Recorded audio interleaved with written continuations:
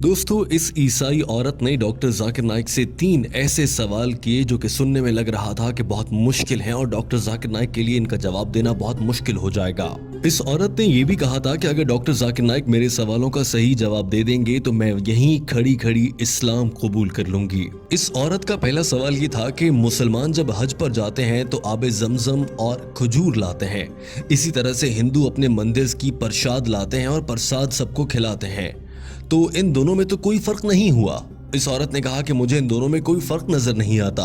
इस औरत का दूसरा सवाल ये था कि एक मर्द के साथ जिनसी ताल्लुक क्यों नहीं बना सकता, इसी तरह से एक औरत के साथ जिनसी ताल्लुक क्यों नहीं बना सकती। इस्लाम में हम जिन्स परस्ती से मना क्यों किया गया है। ये औरत जानना चाह रही थी कि शादी के बाद ही ऐसा करने की इजाजत क्यों है, अपनी जिनसी लज्जत हासिल करने के लिए शादी की जरूरत क्यों होती है।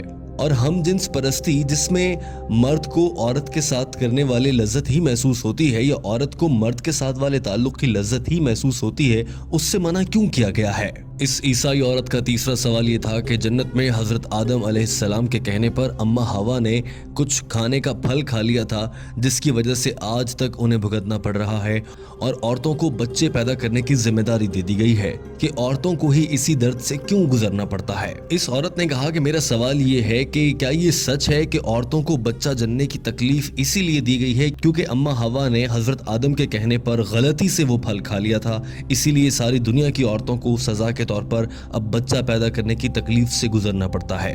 डॉक्टर जाकिर नाइक ने जवाब देने से पहले कहा कि हमारी इस बहन ने अच्छा सवाल किया है और उनके सवालात को दोहराया। उन्होंने पहले सवाल को लेते हुए कहा कि प्रसाद खाने में और खाना काबा से या हज और उम्रा से खजूरें खाने में क्या फर्क है, इस पर सबसे पहले बात कर लेते हैं। उन्होंने कहा कि हिंदू किताबों के मुताबिक प्रसाद अल्लाह को खिलाने के तौर पर दिया जाता है, लिहाजा हिंदू जब प्रसाद बांटते हैं या किसी को देते हैं तो इसका मतलब ये है कि वो अपनी तरफ से ये सोच रहे होते हैं कि वो अपने भगवान को या अपने खुदा तक खाना पहुंचा रहे हैं, जबकि हकीकी खुदा को जिसे आज तक हिंदू पहचान नहीं पाए उसे खाने की जरूरत नहीं होती।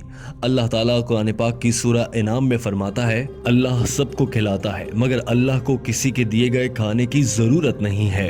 किस इंसान की ये जुर्रत है कि वो अल्लाह ताला को खाना खिलाने का सोच सके या ऐसी बात कर सके।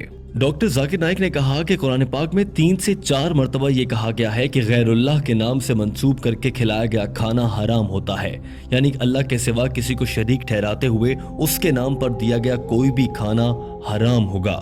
लिहाजा चूंकि प्रसाद गैरुल्लाह से मंसूब होती है तो वो खाना हराम है। अब बात कर लेते हैं खजूर की, जो कि मुसलमान खाना काबा से या उम्रे से वापसी पर लाते हैं। हम मुसलमान खजूर खाते हुए या आबे जमजम पीते हुए ये हरगिज नहीं कहते कि हम अल्लाह को खिला रहे हैं। और सऊदी अरब का सबसे मशहूर फल खजूर है, वहाँ की खजूरें बहुत मशहूर हैं। यही वजह है कि कोई भी मुसलमान वहाँ से खजूरें लाता है और ये कभी नहीं कहता कि मैं अल्लाह को खाना खिला रहा हूँ, नौजुबिल्लाह।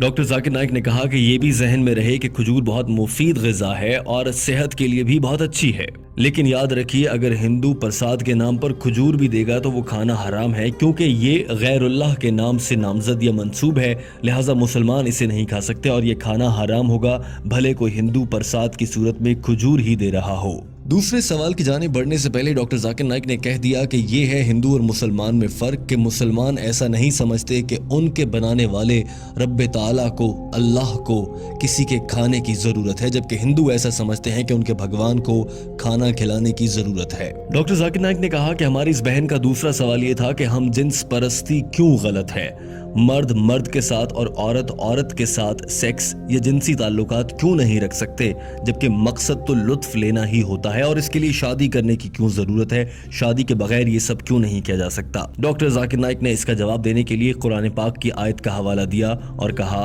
अल्लाह ताला कुरान पाक की सूरह असरा आयत नंबर 32 में फरमाता है कि ज़िना के करीब मत जाओ क्योंकि ये बेहयाई और बुरा रास्ता है। और कुरान पाक में एक और जगह इरशाद फरमाया गया है कि और तुम मर्दों के साथ जिनसी ताल्लुक रखते हो यानी तुम हद से गुजरते हो, बिलाशुबा ये बेहयाई है, यानी तुम इस्लाम में लगाई गई हम जिन्स परस्ती पर पाबंदी को तोड़ने वाले हो जो कि हराम है। और अल्लाह ताला ने मियाँ बीवी के लिए एक दूसरे के दिल में मोहब्बत रख दी है, बेशक गौर करने वालों के लिए इसमें बहुत सी निशानियां हैं। लिहाजा हम जिन्स परस्ती से लज्जत लेना कुरान पाक की रूह से इंतहाई गलत है اور ہم جنس پرستی میں لطف تو ہو سکتا ہے مگر محبت نہیں ہو سکتی، جو کہ اللہ تعالیٰ نے خالصتاً میاں بیوی میں ایک دوسرے کے لیے رکھتی ہے۔ اور سائنس بھی یہ کہتی ہے کہ انسان حقیقت میں ہم جنس پرستی کو ناپسند کرتے ہیں۔ اب آپ یہ بھی نکتہ اٹھا سکتی ہیں یا اٹھاتی ہوں گی اکثر کہ ہم جنس پرستی دو لوگ اپنی مرضی سے کر رہے ہیں، ہم اس میں کون ہوتے ہیں بولنے والے، لیکن ہمارے خدا نے، اللہ تعالیٰ نے اس سے منع فرمایا ہے۔ ڈاکٹر ذاکر نائک نے کہا کہ اسلام نے اس حوالے سے شادی کو اسی لیے رکھا ہے، اسی لیے انسان میں جنسی لذت حاصل کرنے کی خواہش بھی بہت زیادہ رکھی گئی ہے تاکہ وہ جلد از جلد شادی کریں اور اس کے بعد ان کی اولاد نرینہ ہو اور انسانوں کی آمد کا سلسلہ قیامت تک یوں ہی چلتا رہے۔ اور اگر ہم جنس پرستی ہوگی تو بچے کیسے پیدا ہوں گے؟ ڈاکٹر ذاکر نائک نے کہا کہ حضرت محمد صلی اللہ علیہ وآلہ وسلم نے ارشاد فرمایا کہ میاں بیوی کا آپس میں جنسی تعلق رکھنا دراصل عبادت ہے۔ اور آج سائنس ہمیں یہ کہہ رہی ہے کہ ایک جانب وہ لوگ جو شادی کرتے ہیں مختلف جنس کے لوگوں سے اور دوسری جانب وہ لوگ جو ہم جنس پرستی کرتے ہیں ان کے درمیان موازنہ کریں تو شادی کرنے والے لوگ زیادہ خوشگوار اور اچھی زندگی گزارتے ہیں۔ ڈاکٹر ذاکر نائک نے یہ بھی کہا کہ اسلام، یہودیت، عیسائیت اور تمام مذاہب ہی ہم جنس پرستی سے روکتے ہیں اور یہ انسان کی صحت اور اس کی نفسیات کے خلاف ہے۔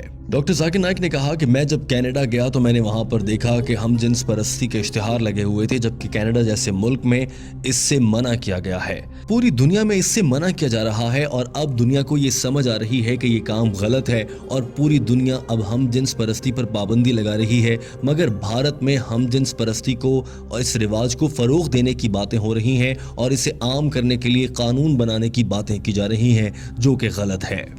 ڈاکٹر ذاکر نائک نے تیسرے سوال کی جانب بڑھنے سے پہلے یہ بات واضح کر دی کہ ہم جنس پرستی آپ کو جہنم میں لے کر جائے گی۔ اور اب آ جاتے ہیں تیسرے سوال کی جانب۔ ڈاکٹر ذاکر نائک نے کہا کہ تیسرا سوال یہ تھا کہ اگر اماں حوا نے جنت میں گندم کا دانہ کھایا اور وہ دنیا میں آ گئیں تو اب اس کے بعد سے دنیا کی ساری عورتوں کو بچہ جننے کے لیے وہ تکلیف سہنا پڑے گی اور یہ اس بات کی سزا ہے۔ انہوں نے کہا کہ ایسا غلط ہے، دراصل یہ بائبل میں لکھا گیا ہے اور بائبل کی وجہ سے ہی عیسائی حضرات یہ خیال کرتے ہیں کہ عورت کو بچہ جننے کی تکلیف سے اسی لیے گزرنا پڑتا ہے کہ اس نے جنت میں گندم کا دانہ کھا لیا تھا، مگر اسلام میں کہیں بھی ایسا نہیں کہا گیا کہ اس غلطی کی اکیلی ذمہ دار اماں حوا تھیں۔ ہر موقع پر دونوں کو ہی قصوروار ٹھہرایا گیا ہے۔ قرآن پاک میں 3 جگہ ایسا آیا ہے جس سے اندازہ ہو جاتا ہے کہ اس غلطی کو دونوں ہی پر ذمہ داری ڈالی گئی تھی۔ مثال کے طور پر ایک جگہ کہا گیا کہ ہم نے ان دونوں کو منع کیا کہ گندم کا دانہ نہیں کھانا، ایک اور جگہ کہا گیا کہ ان دونوں نے اللہ سے معافی مانگی، اور ایک اور جگہ کہا گیا کہ ان دونوں کی غلطی پر ہم نے انہیں سزا کے طور پر دنیا میں بھیج دیا۔ ہر جگہ پر دونوں کا ذکر ہوا ہے، اکیلی حضرت اماں حوا علیہ السلام کا ذکر نہیں ہوا۔ لہٰذا قرآن پاک کی روح سے حضرت اماں حوا اور حضرت آدم علیہ السلام دونوں ہی ذمہ دار ہیں۔ چونکہ بائبل میں کچھ تبدیلیاں کر دی گئی ہیں اس لیے بائبل میں معلومات بدل گئیں اور اب عیسائی مذہب کے فالو کرنے والے لوگ اسے غلط سمجھ بیٹھتے ہیں، جبکہ اسلام میں ایسا بالکل بھی نہیں ہے۔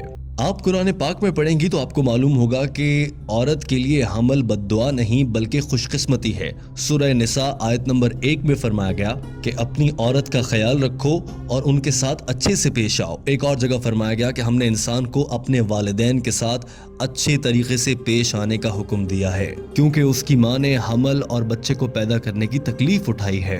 اسی طرح سے ایک حدیث ہے کہ ایک صحابی نے آپ صلی اللہ علیہ وآلہ وسلم سے دریافت کیا کہ یا رسول اللہ، میں اپنے والدین میں سے ماں کے ساتھ اچھا سلوک کروں یا باپ کے ساتھ؟